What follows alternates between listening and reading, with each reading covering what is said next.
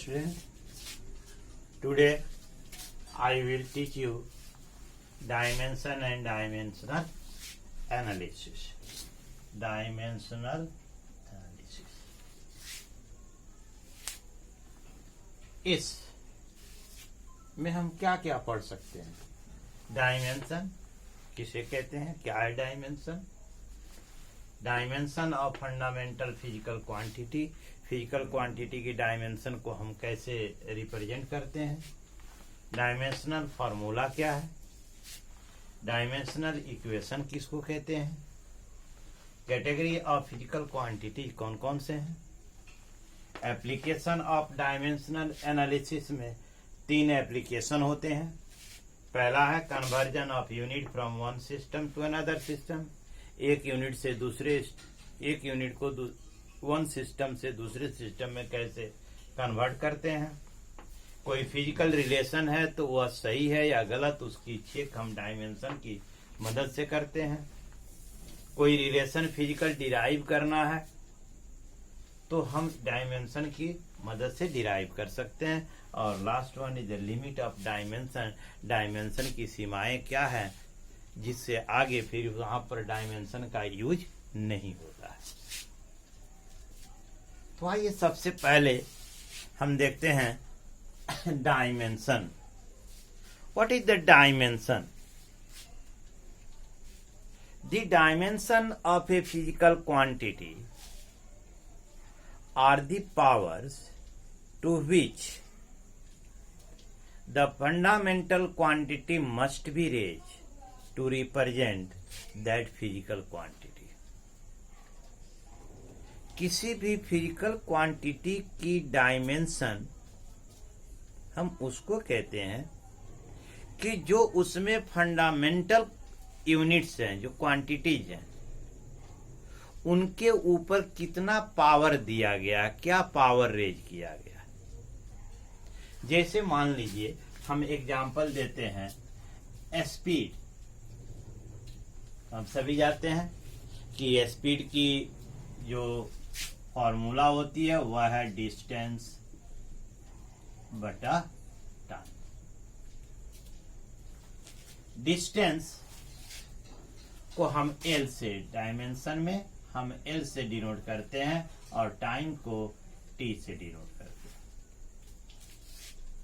तो इसका हो गया, इसका पावर 1 है। जब इसको ऊपर ले जाएंगे तो एल टी का पावर -1। ये हो गया डायमेंशन ऑफ स्पीड।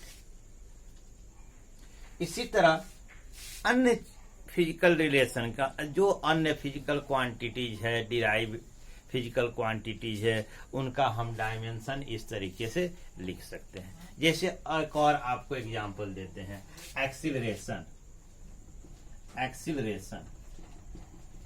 एक्सीलरेशन हम सभी जानते हैं velocity by time. Velocity displacement बटा टाइम। तो ये क्या हो गया? डिस्प्लेसमेंट बटा टाइम इंटू टाइम। तो डिस्प्लेसमेंट भी एक प्रकार का डिस्टेंस है, लेंथ है, तो एल हो गया और ये हो गया टी इंटू टी। तो टी का पावर क्या आया? एल बाई टी का पावर 2। जब इसको ऊपर लेके जाएंगे तो एल टी का power -2। This is the dimension of acceleration. Clear?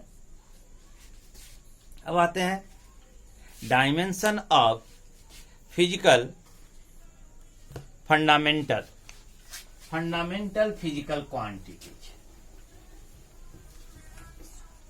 ये हो गया। We know there are 7 fundamental physical quantity. कौन कौन से हैं?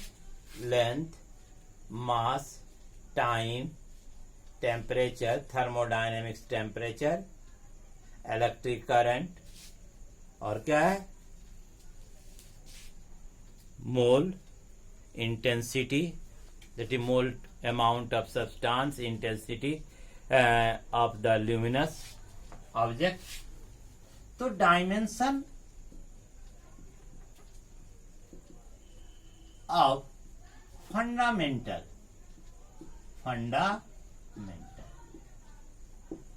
क्वांटिटी कैसे रिप्रेजेंट करते हैं? जितने भी डायमेंशन है, जो फंडामेंटल क्वांटिटी की हम डायमेंशन जब लिखने के लिए जाते हैं तो first we use the symbol of that fundamental quantity. जैसे लेंथ के लिए L, and then it put under the square bracket. कैसे रख दिया? Square bracket. तो ये हो गया डायमेंशन ऑफ द लेंथ. उसी तरह मास को हम कैपिटल एम से सिंबल देते हैं और इस एम को कैपिटल स्क्वायर ब्रैकेट में डाल दें तो यह हो गया dimension of the mass.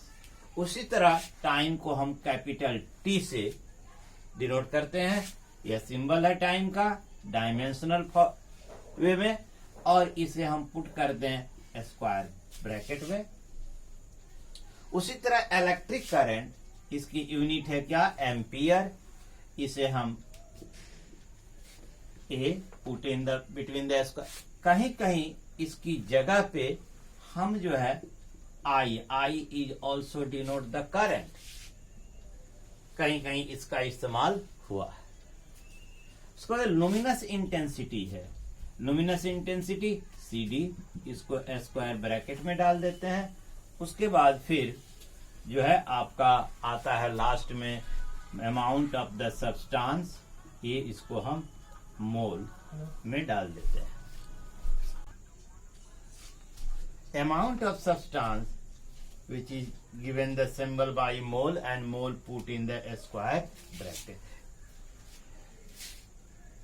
Thermodynamics temperature unit is the Kelvin and put into the capital K in the square bracket. In this way the physical quantity of fundamental physical quantity, the dimension of the fundamental physical quantities are represented. And the dimension of any derived physical quantity is given by the power raised on that fundamental quantity which are involved in the that physical derived physical quantity. यानी किसी भी derive physical quantity की dimension को कैसे represent करते हैं? तो उस डिराइव फिजिकल क्वांटिटी में फंडामेंटल क्वांटिटी जो शामिल है, इन्वॉल्व है, उनके ऊपर उनका पावर क्या है. मतलब कि कौन सी फिजिकल फंडामेंटल फिजिकल क्वांटिटी कितनी बार उसमें इन्वॉल्व है, जितनी बार उसमें इन्वॉल्व है उसका उस पर पावर दे देते हैं. And it is represented by the physical quantity. अब आते हैं next dimensional formula. Dimensional formula. What is the dimensional formula? The expression by which the dimension of a physical quantity represented in terms of the fundamental quantities. वह formula है ना, represented the expression by which, वह expression जिसके द्वारा किसी physical quantity की dimension fundamental quantity के terms में दिया जाता है तो उसे हम डायमेंशनल फॉर्मूला कहते हैं. जैसे सिंपल सी चीज है, वेलोसिटी. वेलोसिटी की डायमेंशनल फॉर्मूला क्या है? डायमेंशनल फॉर्मूला ऑफ वेलोसिटी बराबर we know already displacement by time, that is it given LT power minus 1. This is the dimensional formula of velocity. इसी तरह हम अन्य चीजों की भी दे सकते हैं. जैसे मान लीजिए volume. Dimensional formula of volume, length into breadth into height. All are represented by L. So this is the LQ. It is the dimensional formula of the hollow. Next we come on the dimensional equation. The equation is obtained by equating. The equation is obtained by equating a physical quantity with its dimensional formula. हम कोई equation प्राप्त करते हैं तब जब किसी physical quantity को equate करते हैं उसके डायमेंशनल फॉर्मूला से, तो इसे डायमेंशनल इक्वेशन कहते हैं. जैसे मान लीजिए हम कहें प्रेशर, तो ये हो गया आपका pressure, dimension of the pressure. आप जानते हैं प्रेशर का क्या होता है, फोर्स बटा एरिया, फोर्स बाई एरिया. ठीक है, फोर्स का नहीं जानते हैं तो डिराइव करते चलिए. मास इंटू एक्सीलरेशन, मास का m, एक्सीलरेशन LT पावर -2, तो m L T का पावर -2. और एरिया लेंथ इंटू लेंथ यानी L इंटू L 2. इसको ऊपर लेके जाएंगे तो आएगा m L का पावर -1 T का power -2. Then this is the pressure, this is the dimensional equation. अब इसी को हम कहते हैं डायमेंशनल इक्वेशन. यहां एक चीज हम आपको बता रहे हैं, किसी भी डिराइव फिजिकल क्वांटिटी की डायमेंशन को लिखने के लिए सबसे पहले जरूरी होती है किसी भी फिजिकल क्वांटिटी का उसका फॉर्मूला यानी रिलेशन के बारे में जानकारी प्राप्त होना. ठीक है, और उस जानकारी को जैसे मान लीजिए कि हमको लिखना हो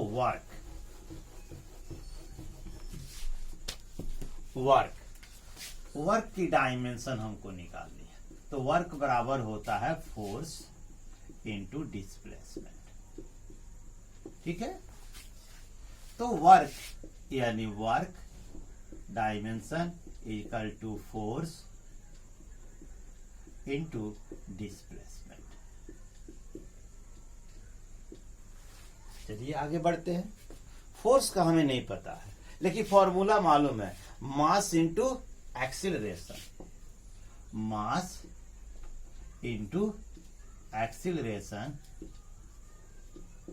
इंटू डिस्प्लेसमेंट. यहां तक आ गए. एक्सीलरेशन का पता नहीं है, आइए उसके भी आगे चलते हैं. मास इंटू वेलोसिटी बटा टाइम होता है, वेलोसिटी बटा टाइम. देखते चलिए कैसे आ रहा है. Displacement clear. वेलोसिटी का हमको मालूम है, डिस्प्लेसमेंट बटा टाइम, तो मास इंटू डिस्प्लेसमेंट बटा टाइम, टाइम नीचे आ जाएगा तो टाइम इंटू टाइम हो जाएगा, इंटू डिस्प्लेसमेंट. क्लियर. अब हम सबका जो है सिंबल क्या होता है उसको बैठा दें. मास का m, डिस्प्लेसमेंट का L बटा time into time T square, into displacement का होता है L. अब इसको ऊपर लेके चले जाए तो m L into L square T जाएगा -2. We derive the work and a dimension of the work. In this way, we can derive the dimensional formula of any derived physical quantity. It's clear? Now we come on the category. Category of the dimension physical quantity.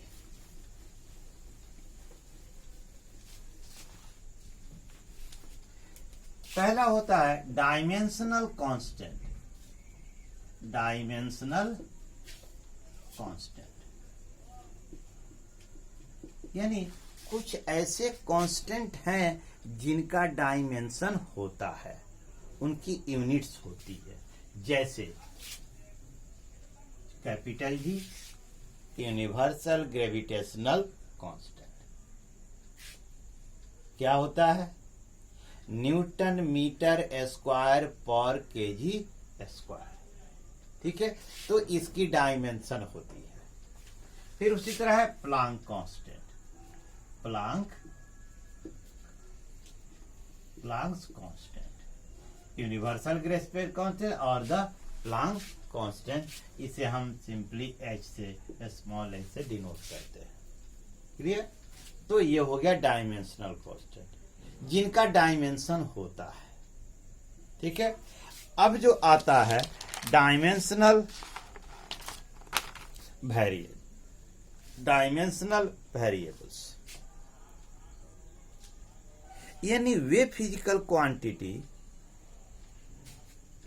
Have the dimension but not have the fix value. यानी वे physical quantity जिनकी dimension तो होती है लेकिन उनका fix value नहीं होता। जैसे मान लीजिए वेलोसिटी है, वेलोसिटी की वैल्यू तो बदलती रहेगी, एक फिक्स तो वैल्यू है तो होता नहीं है। तो डिस्प्लेसमेंट बटा टाइम होता है। ठीक है ना, तो इसका जो है डायमेंशन होता है। उसी तरह डेंसिटी है ना, density is vary as according the material vary. उसी तरह speed, force, impulse, all are the variable but having the dimension. Third आते हैं, ये सेकंड था। थर्ड डायमेंशन लेस वेरिएबल्स यानी वे फिजिकल क्वांटिटी जिनकी डायमेंशन नहीं होती लेकिन वे वेरिएबल होते हैं, उनकी वैल्यू फिक्स नहीं होती। जैसे स्ट्रेन, स्पेसिफिक ग्रेविटी, ये सब क्या है? ये बदलते रहता है। इनका वैल्यू क्या होती है? बदलते रहती है, लेकिन इनका डायमेंशन नहीं होता। ठीक है, कुछ ऐसे होते हैं डायमेंशनल लेस कांस्टेंट होते हैं। चौथा है डायमेंशनल लेस कांस्टेंट, जैसे जितने न्यूमेरिकल वैल्यू है 1 2 3 4 5 डॉट डॉट डॉट, इन सबकी वैल्यू फिक्स होती है, इनका कोई डायमेंशन नहीं होता। एप्सिलॉन ई, इसका भी कोई डायमेंशन नहीं होता। Pi is also having as a constant value, इसका भी कोई डायमेंशन नहीं होता। क्लियर? ये भी खत्म। इतनी चीजें आप जान गए। अब आते हैं एप्लीकेशन ऑफ डायमेंशनल एनालिसिस। ये बहुत इंपॉर्टेंट चीज है। First important, how do we write the dimension of a physical quantity. ये पहला स्टेप है। दूसरा स्टेप आता है जो महत्वपूर्ण है, वह है conversion of unit from one system to another system. हम एक सिस्टम से दूसरे सिस्टम में यूनिट को कैसे कन्वर्ज करते हैं, आइए देखते हैं।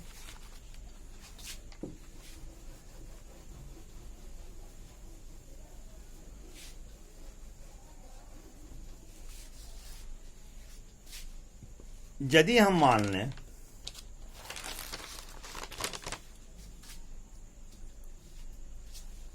कि कोई सिस्टम है, किसी सिस्टम में कोई सिस्टम यूनिट्स मान लीजिए U1 है,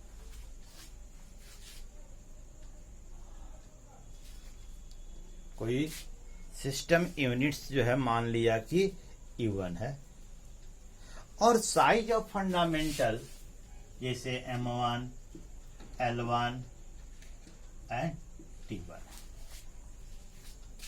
जिसे हम यानी कि size of fundamental quantities of mass, length and time, है ना, length and time in one system is given by U1 and it's had the numerical value N1.